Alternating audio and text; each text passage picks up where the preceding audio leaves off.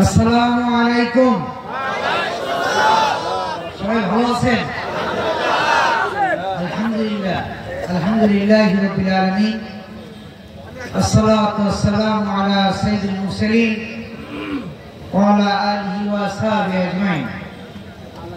প্রাণপ্রিয় সংগঠন শহীদি কাফেলা, এদেশের 18 কোটি মানুষের মুক্তি ঠিকানা বাংলাদেশ জামাত ইসলামী ধনেশ্বর জাতি ইউনিয়ন কর্তৃক আয়োজিত আজকের এই যুব সমাবেশের সংগ্রামী সভাপতি, উপস্থিত বাংলাদেশ জামাত ইসলামী জেলা নায়েবে আমির অধ্যক্ষ মাওলানা মাহবুবুর রহমান, উপস্থিত জেলা অন্যতম সহকারী সেক্রেটারি অধ্যাপক মাওলানা মশিউর রহমান, জেলা সমাজ কল্যাণ সেক্রেটারি মাওলানা আলমগীর হুসাইন, উপস্থিত ইসলামী ছাত্র শিবিরের মাগুরা জেলা সভাপতি জনাব আমির উদ্দিন আশিক, উপস্থিত উপজেলা আমির অধ্যাপক আফসার আলী, উপজেলা নায়েবে আমির অধ্যাপক লিয়াকত আলী শিকদার, উপস্থিত উপজেলা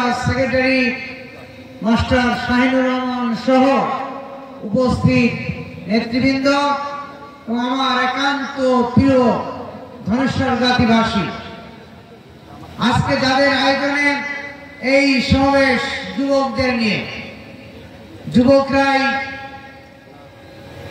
আগামী দিনে এই দেশকে পরিচালনা করবে।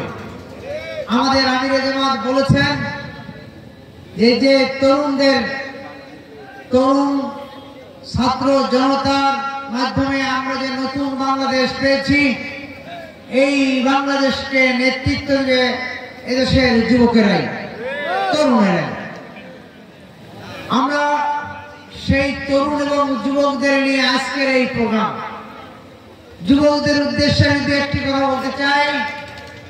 যুবকদের মর্যাদা আল্লাহর কাছে এত বেশি যে আল্লাহ রাব্বুল আলামিন জান্নাতে যাদেরকে স্থান দেবেন সবাইকে যুবকে পরিণত করে জান্নাতে পাঠাবেন। এদিকে খুশি না বেজার? সবাই যুবক হতে চায়, কেউ বৃদ্ধ হতে চায় না। তবে এখানে যারা আছেন, কেউ দাড়ি পাকা যুবক আছেন, আর কেউ কাঁচা দাড়িওয়ালা দাড়ি ছাড়া যুবকরা এখানে আছেন। যার মর্যাদা তত বেশি, হিসাব তত কি বেশি। কিয়ামতের মাঠে হিসাবের দিনে যে 5টি প্রশ্ন করা হবে, তার অন্যতম একটি প্রশ্ন হলো তোমার যৌবন কালটাকে তুমি কি পথে কাটিয়েছো। এই জন্য আমরা আজকে দেশের যুবকদেরকে এই দেশের জন্য, জাতির জন্য, ইসলামের জন্য আমরা তাদেরকে করতে চাই। তাদেরকে একদিকে যেমন দুনিয়ার কল্যাণ, অপরদিকে আমরা আখিরাতের কল্যাণ আমরা নিশ্চিত করতে চাই। বাংলাদেশ জামাত ইসলামী চাই এদেশের মানুষের 2টি কল্যাণ নিশ্চিত করতে চায়। 1 নম্বর হচ্ছে দুনিয়ার কল্যাণ, আর একটি হচ্ছে অনন্তকালের সে আখিরাতের কল্যাণ। অন্যদের চেয়ে আমাদের চাওয়া পাওয়া একটু বেশি। চাওয়া পাওয়া কি? অন্যরা খালি দুনিয়া চাই, আর আমরা দুনিয়াও চাই, আখিরাতও চাই। যেখানে বেশি আছে আমরা তো সেখানেই থাকবো, কি বলেন? অনেকেই বলে যে জামাত ইসলামী করলে কি লাভ। আজকে আমরা যে এলাকায় এই সমাবেশ করছি, এখানে বলা যায় যে হিন্দুদের সংখ্যাটা অনেক বেশি। হিন্দু অধ্যুষিত মাগুরা জেলায় এখন 16% হিন্দু আছে, কিন্তু এই ইউনিয়নে 28% হিন্দুর বসবাস। এই কারণে এদেশ আমাদের সকলের, এদেশে মুসলমান, হিন্দু, খ্রিস্টান, বৌদ্ধ সকলেরই দেশ হচ্ছে আমাদের দেশ।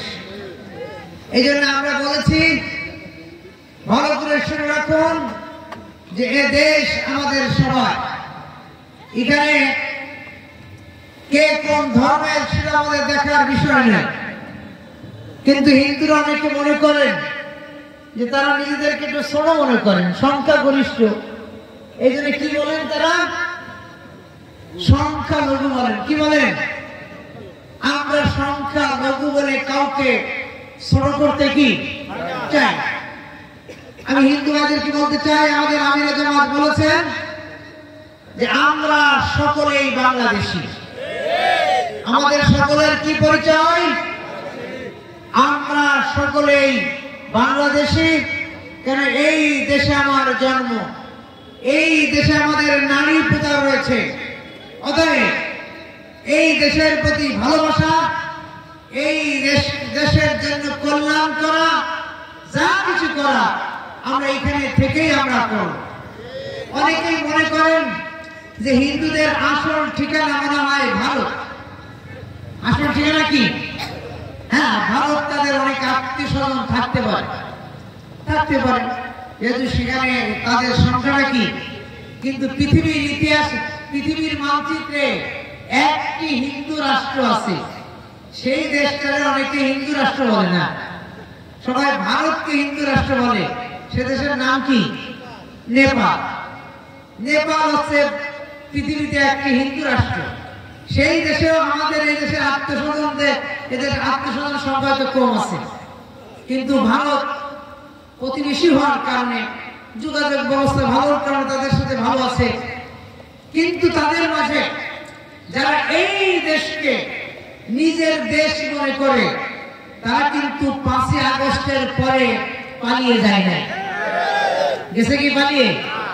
আর যারা এই দেশকে নিজের দেশ ভাবতে পারে নাই, সে মুসলমান হোক হিন্দু হোক, তারা কিন্তু এই দেশ থেকে কি করেছে? দুই ধরনের লোকেরা পালাই গেছে। এক হলো চোরেরা পালাইছে, ডাকাতেরা পালিয়েছে, খুনিরা পালিয়েছে, ফ্যাসিস্ট পালিয়েছে, অপরাধীরা পালিয়ে গেছে। আর যারা এদেশকে ভালোবাসতে পারে নাই, এদেশকে নিজের দেশ মনে করতে পারে নাই, তারা এদেশ থেকে চলে গেছে। শুধু ভারতই যায় নাই, মালয়েশিয়ায় গেছে, কানাডায় গেছে, আমেরিকায় গেছে, ইউরোপে গেছে। এবং আপনারা জানেন যে এখানে থেকে আগেই যে ওই পরপর পাড়ি দিতে হবে, এই জন্য যা আখের গুছিয়েছিল তা নিয়ে সেখানে কানাডায় আগে বেগম পাড়া বানিয়ে রেখেছিল। এই জন্য তারা নিশ্চিন্তে নির্ভাবনায় সেখানে কি চলে গেছে। আমরা এখানে যারা আছে, আমাদেরকে বলা হতো আমরা নাকি পাকিস্তান, আমরা কি এখনো বলে। এবং তাদের কিছু সাইকেলেরাও নতুন সাইকেলের আবির্ভাব হয়েছে। এই নতুন সাইকেলেরা বুঝতেছে না, যারা এই কথা বলেছে তারা কিন্তু এদের ছেড়ে তারা চলে গেছে। এই জন্য ওই তাদের সুর মিলালে পরিণতিও কি হবে? একই হবে। এই জন্য আমাদেরকে যারা বলে পাকিস্তানি, এদেশের স্বাধীনতা সার্বভৌমত্ব বিরোধী দেশে, আমরা নাকি স্বাধীনতায় বিশ্বাস করি না। আমরা দীর্ঘ 15 বছর ধরে এই শত জুলুম নির্যাতনের পরেও কি আমরা দেশ ছেড়ে চলে গিয়েছি? আমরা কি চলে গিয়েছি? কারণ আমরা মনে করি এই জমিন আল্লাহ আমাকে পাঠিয়েছেন, আমাদেরকে কি পাঠিয়েছেন। এই জন্য জমিন আমার জন্মভূমি, এখান থেকে চলে যাওয়ার জন্য আমরা এখানে আসি নাই। আমরা বলি যে এই জমিন হচ্ছে আল্লাহ। এই জমিনটা এই জমিনকে চাষ করার জন্য, এই জমিনকে তার শাসন কর্তৃত্ব প্রতিষ্ঠা করার জন্য আল্লাহ তার প্রিয়জনদেরকে ভাষার মানুষগুলোকে আল্লাহ পৃথিবীর বিভিন্ন প্রান্তে প্রান্তে পাঠিয়েছেন। এই ভূখণ্ডে আমাদেরকে পাঠিয়েছেন, আমাদেরকে দায়িত্ব দিয়েছেন, খিলাফতের দায়িত্ব দিয়েছেন। আমরা সেই দায়িত্ব পালন করতে চাই। আপনি জানতে চাই ধ্বংসের জাতি বাসী আজকে হিন্দু মুসলমান সকলের কাছে আমার আপনার সকলের শ্রেষ্ঠ কয়জন? একজন।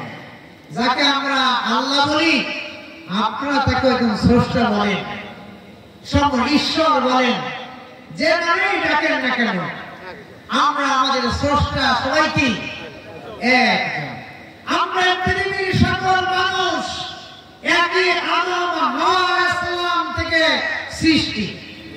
আমাদের কোনো ভিন্নতা আছে? ভিন্নতা নেই, একই আদম হাওয়া থেকে আমাদের সৃষ্টি। কিন্তু আমরা সময়ের পরস্পরায় আমরা হয়তো এক একজন এক এক ধর্মের আমরা পালন করছি। আমাদের মূল ঠিক আছে, আমাদের মূল কি আছে, কিন্তু আমাদের ভিতরে এই সমস্যা সংকট তৈরি করা হয়েছে।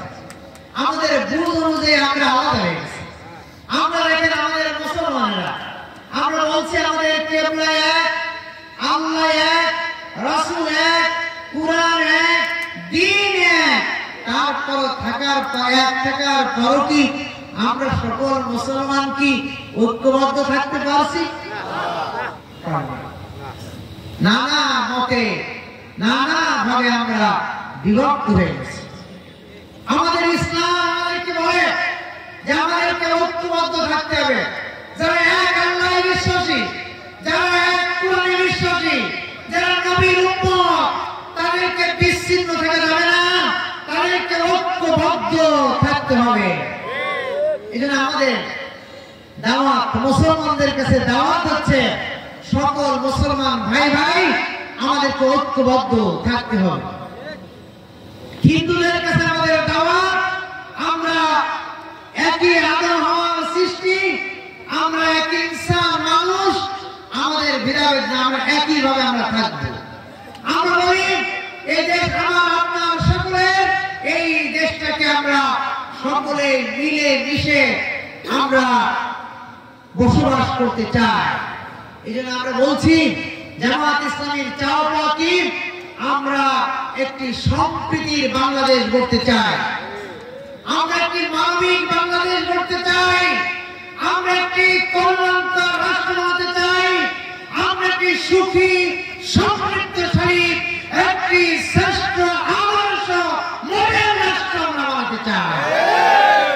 সেই রাষ্ট্র আমরা কোন মানুষের মন গড়া আইন দিয়ে আমরা বানাতে চাই না, যেহেতু মানুষদের দিকে তো কারোর পছন্দ হবে না, মানুষ তো নিরপেক্ষ হতে পারে না।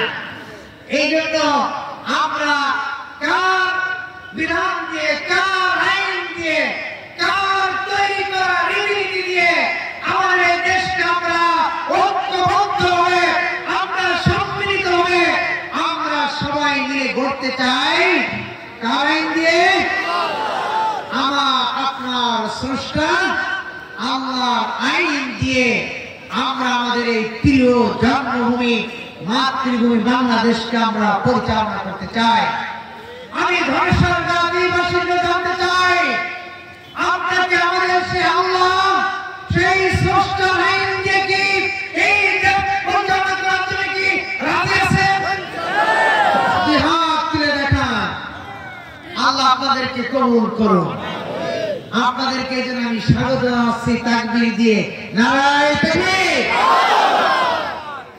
আমরা আমাদের এক নম্বর কথা এই, কারণ আমরা দৃঢ়তার সাথে বলছি মানুষের তৈরি আইন দিয়ে মানুষের মুক্তি, মানুষের কল্যাণ, মানুষের শান্তি দিতে ব্যর্থ হয়েছে।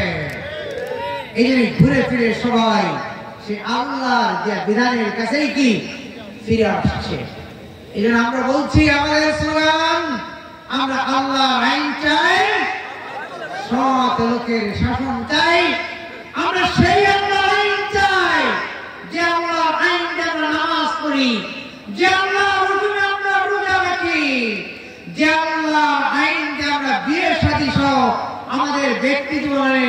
কার্যক্রম আমরা পরিচালনা করি।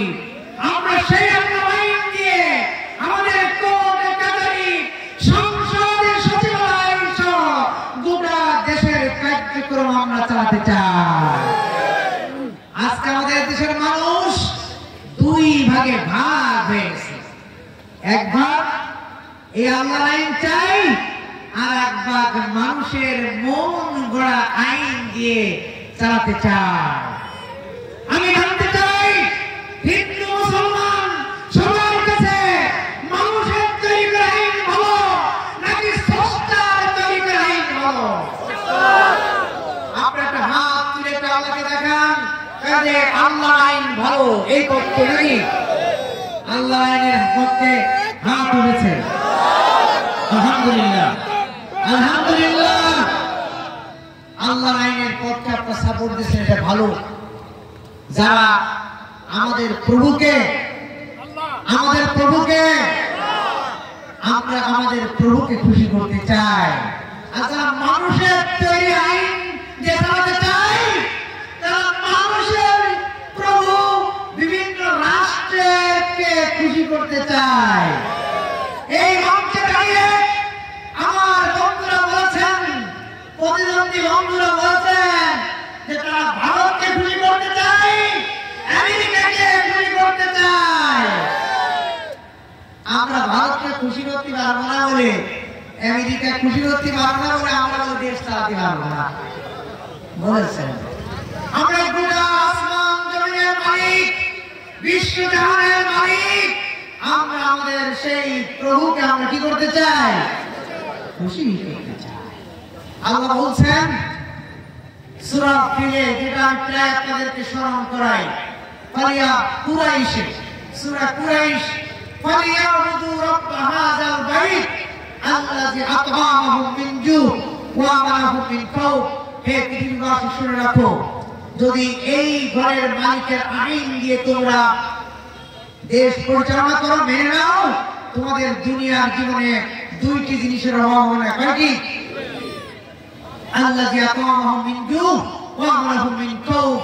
এক নম্বর, তোমরা ক্ষুধা, দারিদ্র, অভাব মুক্ত জীবন পাবে। আমরা কি চাই? আমরা দুর্নীতি অভাব খেয়ে বাঁচতে চাই।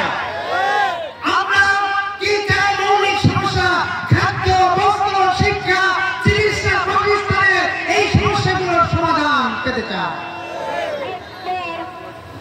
আজান শেষ হোক।